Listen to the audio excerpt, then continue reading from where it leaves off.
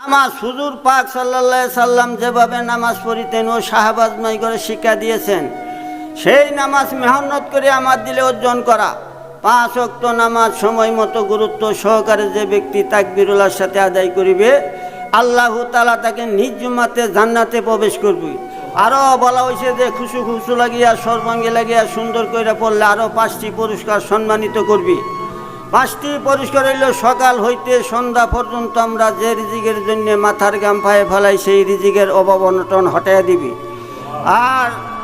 আর কবর, সাপ বিচ্ছুর ঘর, একাকির ঘর, অন্ধকারে ঘর, দরিদ্র ঘর, কবরের আযাব আল্লাহ তাআলা মাফ করে দিবি। আর 30,000 বছরের ফুল বিদ্যু আকার পার করবে। আর ডাইন হাতে আমলনামা দিবি, বিনা হিসাবে জান্নাত নসিব করবি। ভাই, এই ফরজ নামাজগুলো আমরা কি করব? ফরজ নামাজগুলো আমরা জামাতের সহিত আদায় করব।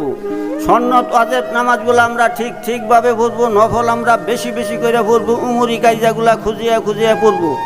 এই নামাজের লাভ জানিয়া ইস্তেমাইয়ান ফেরাদি দাওয়াত দিব আর আল্লাহর কাছে দোয়া করব, হে আল্লাহ, এই নামাজ যেভাবে পড়লে তুমি রাজি খুশি ওইভাবে নামাজ পড়ার তৌফিক আমাকে দাও, সারা উম্মতি মুহাম্মাদি ভাইকে দাও। ভাই, নামাজ পড়তে গেলে এলেমের দরকার।